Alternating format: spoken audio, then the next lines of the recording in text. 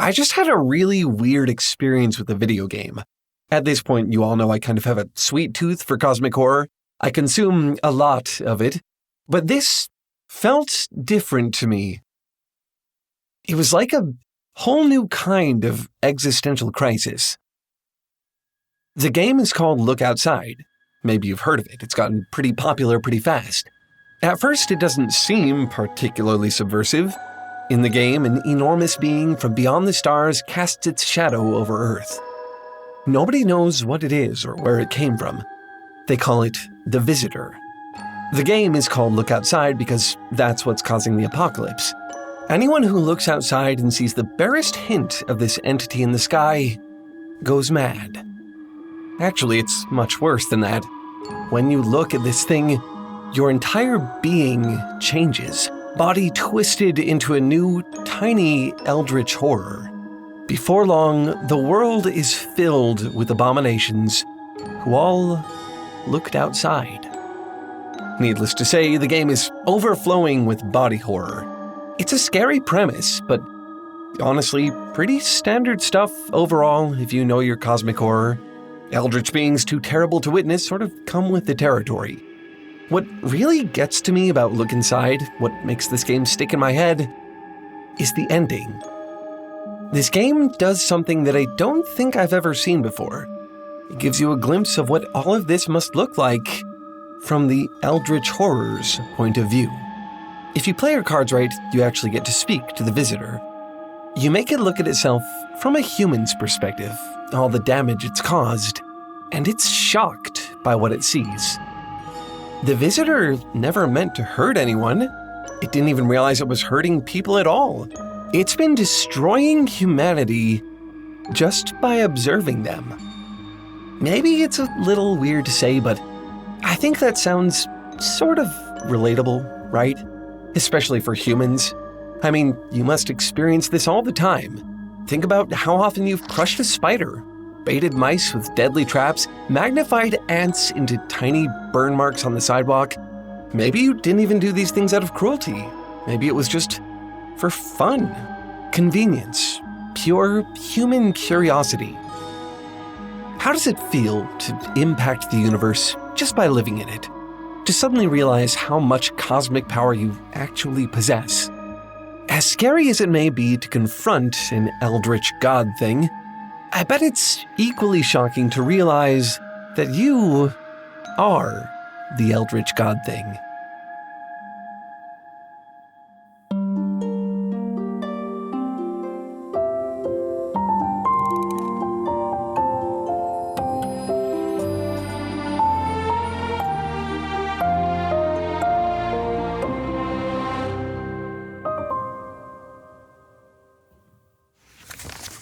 In traditional cosmic horror, the eldritch beings are typically completely indifferent to the consequences of their actions.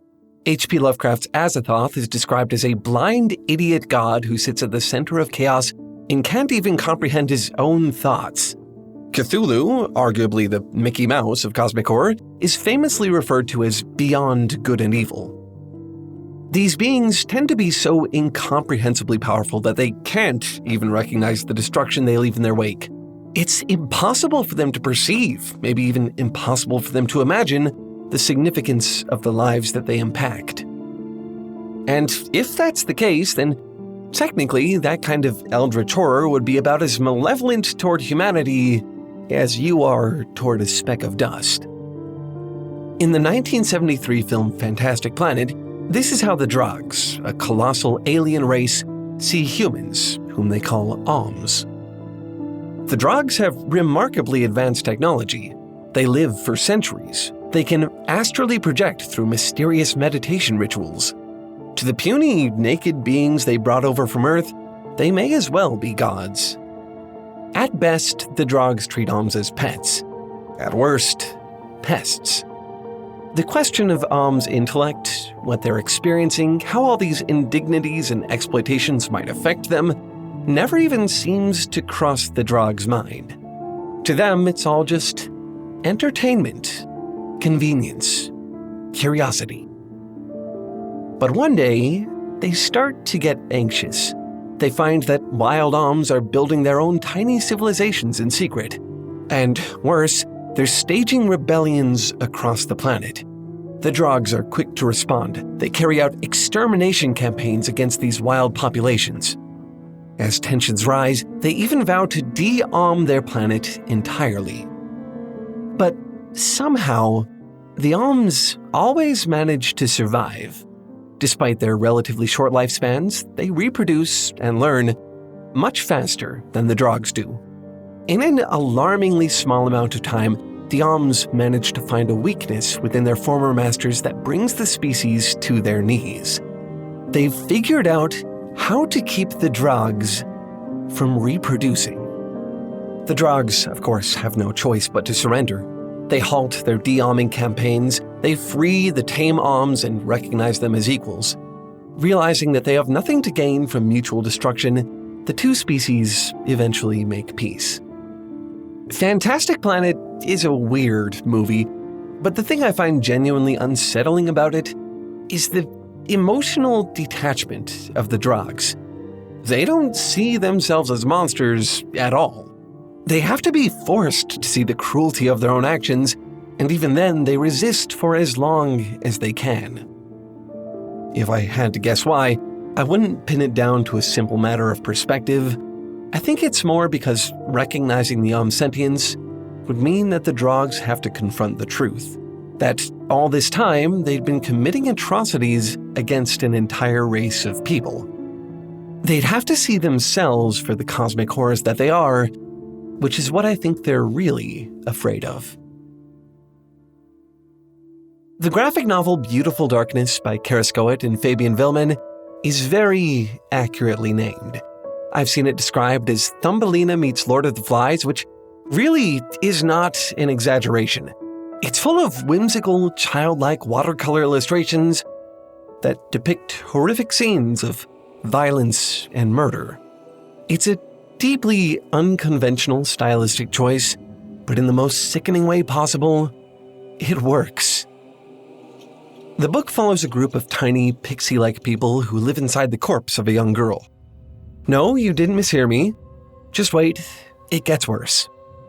The body starts to decompose, forcing the characters to brave the surrounding forest.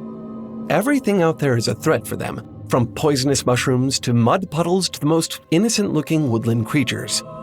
But the greatest danger they face, by far, is each other. As you can imagine, most of them don't last very long. One of them climbs into a bird's nest and opens her mouth wide, hoping to be fed by the mother bird. This does work, but the bird's beak is too big, and it tears her throat open. Another character solves the hunger issue by eating her own friend. Zelly, the queen bee of the group, buries a girl alive in a pencil case just because she finds her ugly. When the case is later dug back up for yet another burial, Zelly decides that it's still in great condition, aside from a few scratches on the inside. The main character, Aurora, is the only one who seems to be impacted by any of this. Once a cheerful and optimistic leader, she's gradually worn down.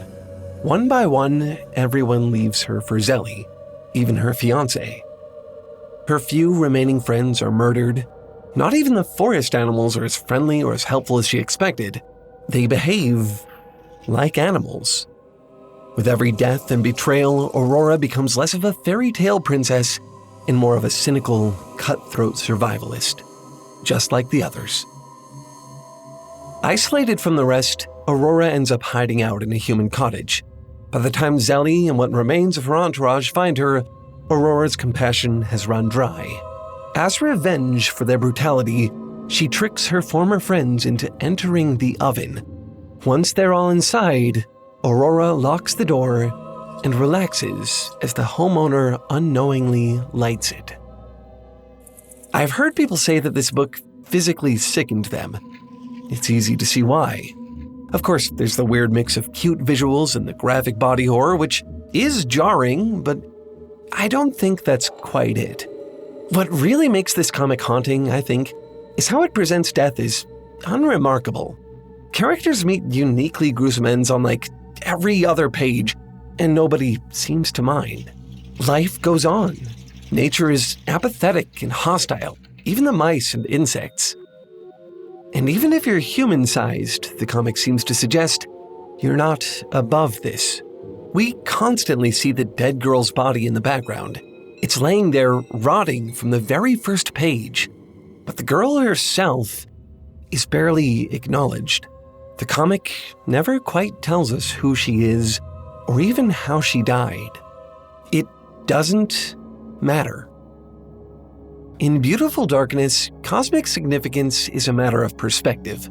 No matter how imposing humans may seem to the tiny people, they aren't gods. Their bodies still decay. They're just as vulnerable to the elements. The main characters are minuscule by comparison, both in size and importance.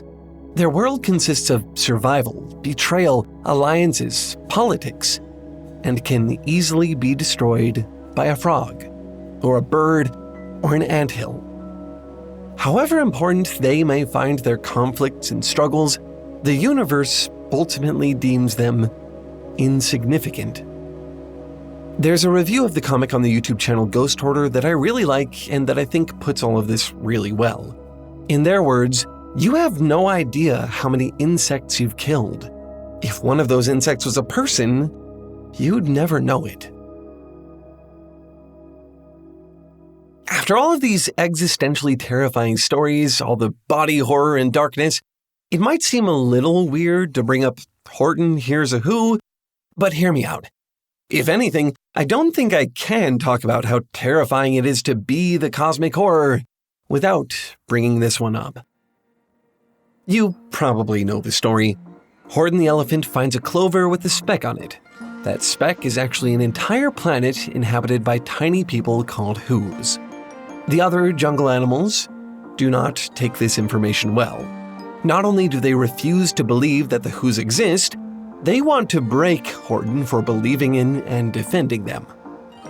As Horton tries to get the Whos to safety, he endures genuinely unreasonable levels of humiliation and exhaustion. An eagle swoops down and steals the clover and then drops it into miles of identical flowers.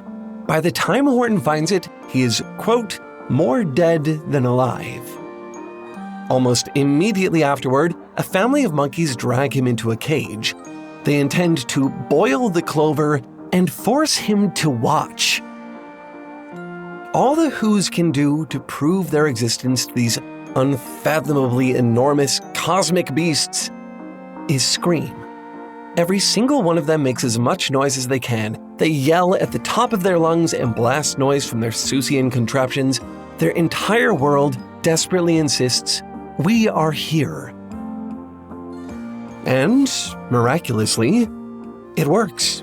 The animals are able to hear them, and the story ends happily. Like the Drogs from Fantastic Planet and the Visitor from Look Outside, at the beginning of the story, Horton suddenly becomes aware of his own cosmic scale. He recognizes the enormous power that he suddenly holds over an entire world. He didn't ask for it. It's just something he receives the second he finds the clover. To the Whos, he may as well be an eldritch beast, a god even. And that's a scary experience for him. He suffers for the sake of their well-being. The whole story, he's under a lot of pressure. The fate of an entire world is in his hands. Her trunk. He decides to help the Whos because he's the only one who can hear them, and therefore the only one who can save them. Unlike the Drogs, who fight tooth and nail until they have no choice, Horton accepts his new role. He understands that with his cosmic power comes cosmic responsibility. Look Outside actually has a lot of endings. Most of them are pretty bleak. Nearly all of them end with the complete destruction of the world. You don't always get to talk to the Visitor. But if you do, you're offered two choices. You can either look at the Visitor in all of its incomprehensible cosmic vastness, or you can choose not to. If you do look, you see that its enormous multicolored eye is only a small part of its body. Its true form is large enough to dwarf entire solar systems.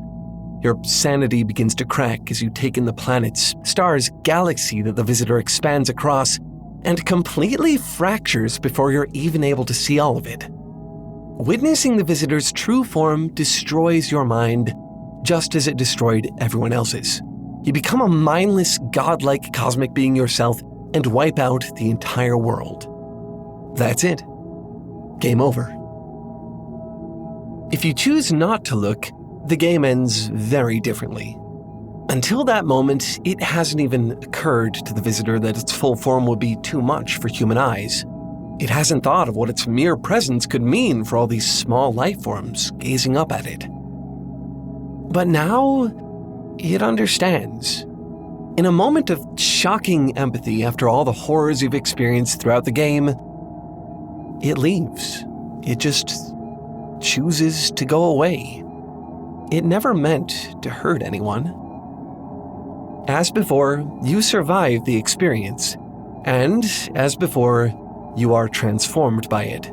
Your body becomes unfathomably large, you grow tentacles and eyes and become something far beyond human. But this time, you manage to hold on to your mind. You can think about your new form and what it means. You are now infinitely more powerful than anything on Earth, perhaps anything in the solar system, and so view yourself as infinitely more responsible. You take on your new role as something of a benevolent god. You try to fix the damage done by the visitor. You help restore the Earth and become a friend to all humanity.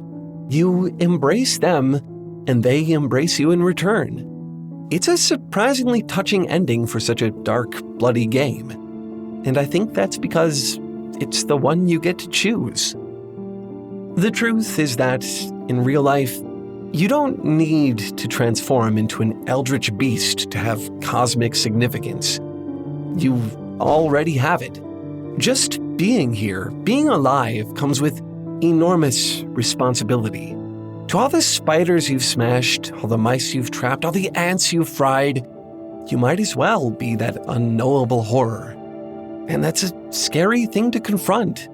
Most of the characters in Beautiful Darkness are blissfully unaware of how much harm they're causing, and they never find out. A man goes to make himself dinner and burns a whole group of people to death. The Drogs in Fantastic Planet actively want to deny their impact until they're forced, miserably, to confront it. Horton recognizes it immediately and is able to save an entire world. Your choices impact the world, and you won't always get to see how. Everything you do, whether you like it or not, will have consequences. I can't tell you what's right and what's wrong. I can't tell you that you shouldn't step on spiders or trap mice or fry ants. Maybe it doesn't matter. I think the real question is, are you thinking about it? Have you chosen? Have you tried to see the effect you have on the tiny cosmoses beneath your gaze? Or are you just another blind, indifferent, cosmic horror? I say that as if it's easy not to be one. Even the visitor needed someone to intervene, to show it, this unfathomably powerful cosmic being, how to see the tiny cosmos beneath its gaze. The truth is that you can't see the majority of the world you live in. It's not perceptible. It's a world you need tools and education even to know about. So I guess the first step to discovering all these microcosms is to do some learning. You can't know what you don't know until you know that you don't know it, after all.